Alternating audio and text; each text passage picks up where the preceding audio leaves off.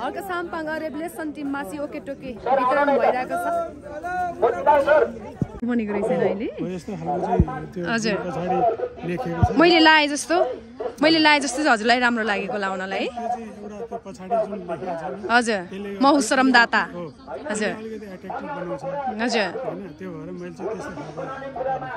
ए हजुर सिन्धुपाल्चोकबाट आउनु भएको है पहिलोचोटि यो अभियानमा चाहिँ म फलोअर्स हो पहिल्यैदेखि हजुर धेरै समय भयो तर म यसरी प्रत्यक्ष रूपमा संलग्न भएको थिइनँ हजुर आज चाहिँ आर्यन सरसँग मेरो कतैबाट सम्पर्क भयो यहाँ कसैले मलाई नम्बर दिनुभएको थियो सम्पर्क गरेर आज यहाँ चाहिँ यो पार्कमा श्रमदान हुँदै रहेछ भन्ने कुरा थाहा पाएर म चाहिँ यता आएको म चाहिँ एउटा अभियन्ता पनि हो विगत 15-16 वर्षदेखिबाट एउटा स्वतन्त्र रूपमा राष्ट्र स्वतन्त्र हुनुपर्छ भनेर चाहिँ अभियान सञ्चालन गर्दै आएको थिएँ म सिन्धुपाल्चोक जिल्लाबाटै हो मेरो चाहिँ 12 नगरपालिका अब यो अभियानलाई पनि मैले सिन्धुपाल्चोकमा लानको लागि यो अभियानको चाहिँ केही नम्सहरू बुझ्नको लागि म आज यो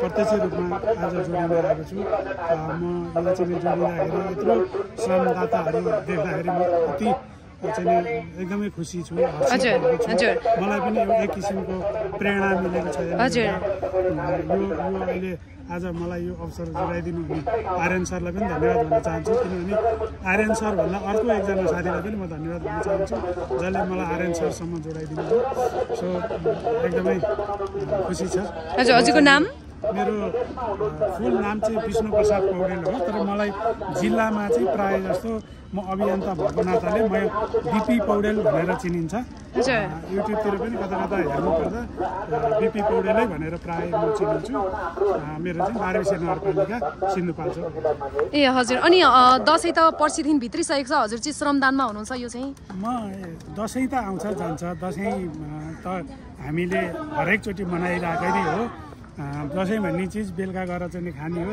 बिहान खाएर निक्लिने हो दिनभरि हामी दसैँमा पनि कोही मान्छेहरू तास खेलेर यता घुमेर रमाइलो गरेर चाहिँ बिताउँछन् भने म चाहिँ श्रमदान गरेर बिताउँ आखिर कामै हो श्रमभन्दा ठुलो चिज केही पनि होइन भन्ने लाग्छ मलाई मेरो चाहिँ श्रम यही श्रमदानमै चाहिँ यो दसैँ बित्छ भन्ने मलाई लागेको छ म अन्य कुनै पनि मैले कार्यक्रम राखेको छैन दसैँको कुरा खानपिनको कुरा हो हामी त्यो चाहिँ बिहान बेलुका पनि खाइहाल्छौँ त्यो ठुलो कुरा भएन तर अब सबै जोडिएको ठाउँमा म एकजना जोड्दाखेरि केही न केही हुन्छ भन्ने हिसाबले म चाहिँ यो दसैँमा पनि यही अभियानमै जोडिरहेको छु हजुर हाम्रो श्रमदाताहरू चाहिँ 300 भन्दा बढी छ मैले दसैँले गर्दा यति थोरै छौँ हजुर पनि आउनुभएछ खुसी लाग्यो यो श्रम हजुर हजुरले के अरे यो अहिले चाहिँ सङ्ख्यामा नगनिदिनु होला मलाई लाग्ने कुरा यो सङ्ख्या सानो सङ्ख्या होइन यहाँ अहिले हामी सानो सङ्ख्यामा उपस्थित भए पनि देशैभरिबाट चाहिँ हर्क साम्पाङ रेभुलेसनमा चाहिँ लाखौँ लाख जोडिएका छन् हामी लाखौँ छौँ हामी यो अहिले यहाँ थोरै सङ्ख्यालाई नहेरौँ धेरै हो यो लाखौँ हो यसले चाहिँ एकजनाको बोलीले गर्दा एकजनाले चाहिँ लाखौँ व्यक्तिहरूसम्म पुगिरहेको छ यहाँ प्रत्यक्ष रूपमा उपस्थित हुन नपाउनु भएको नभ्याउनु भएका पनि हामीसँग हुनुहुन्छ हामीले यसरी चाहिँ नै यसलाई अगाडि बढाउँ भन्ने लाग्छ हजुर हजुर हजुर थ्याङ्क यू धन्यवाद हजुर हामी चाहिँ अब चाहिँ काममा लाग्ने आँटेको छौँ सो अलिअलि काम जोड्छु है त तपाईँ काठमाडौँ ललितपुरको फेरि अहिले यो ओकिटोकी चाहिँ हाम्रो फेरि मेयर साहब आउँदाखेरि सेक्युरिटीलाई जान्छ ल अहिले फिल्डमा हामीसँग भए पनि मेयर साहब आएको बेला चाहिँ सेक्युरिटी पर्सनलाई जान्छ हेलो दाजु कुनै कार्यक्रम पर्सनलाई जान्छ र यसको नियमित हामीले अन गरेर राख्यो भने 18 घण्टा थाम्छ र अफ गर्दै चलायो भने यसले 3 दिन थाम्छ है अनि यसको अब सबै मैले च्यानल मिलाइसकेको छु कुनै के खिच्नु पर्ने आवश्यकता छैन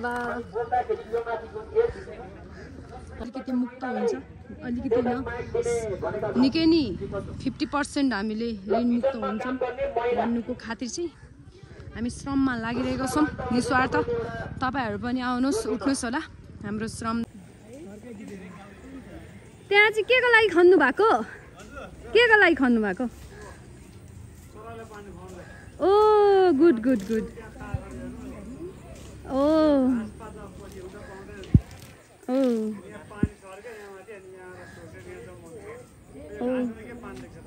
त्यही त हाम्रो श्रमदाताहरू चाहिँ यहाँ चराचुरुङ्गीको लागि पनि सोच्छौँ क्या हामी। यस्तो निष्पक्ष मान्छे, यस्तो आत्मा छौँ हामी।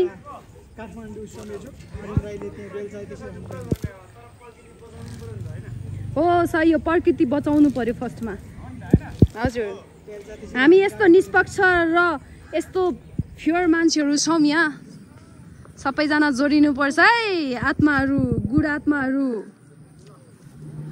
ताता चाहिँ यति धेरै फिजारिनु भएको छ, यो देशैभरि सेतो टी सर्ट लगाएर कुद्नुपर्ने हुन्छ। जुनसुकै हरियो पनि भएको छ त कोरियाबाट चाहिँ हाम्रो साथी ब्रोदरहरूले पठाइराख्नु भएको छ है। सो हामी चाहिँ यसरी लागेको छौँ फोहोर सफा गर्नुको लागि। हामी काठमाडौँ हर्क साम्पाङ रेभोल्युसन टिम। सो सबैजना जोडिनुपर्छ है। यता हाम्रो पत्रकार मित्र हुनुहुन्छ। सो हामीले काठमाडौँ सफा राख्नुपर्छ, जङ्गल सफा राख्नुपर्छ, घर सफा राख्नुपर्छ, गल्ली सफा राख्नुपर्छ। सो सबैजना उठ्नुपर्छ।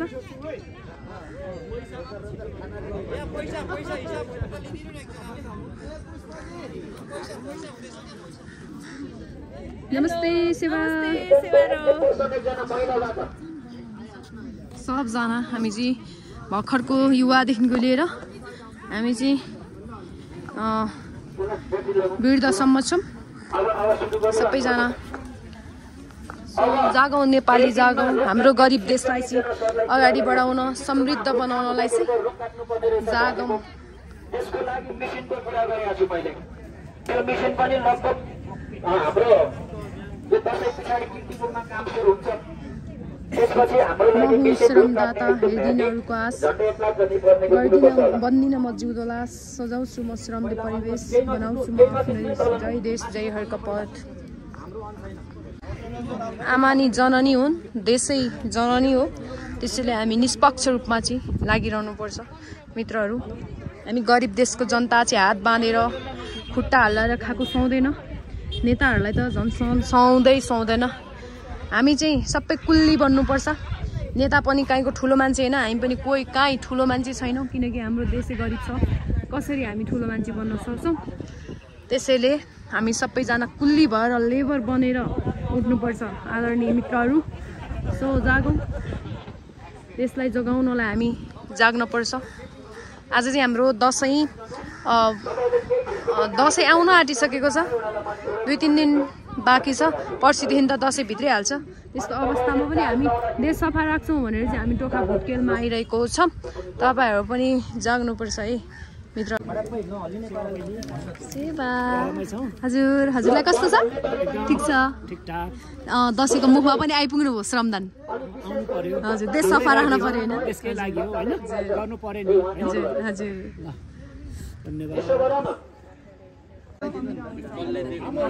अहिले चाहिँ यो डिस्ट्रिब्युट भइरहेछ सामानहरू। अहिले चाहिँ यो डाक्टर हाम्रो धनबहादुर श्रेष्ठ सर हुनुहुन्छ, उहाँलाई दिएछौँ मेडिसिन। हजुर हजुर। अनि यस्तो निरन्तर हाम्रो अभियान यो हर्क साम्पाङ रेभोल्युसन टिम चाहिँ खतरा लागिरहेछ। त्यही भएर सबैले चाहिँ यो अभियानमा जोडिनको लागि म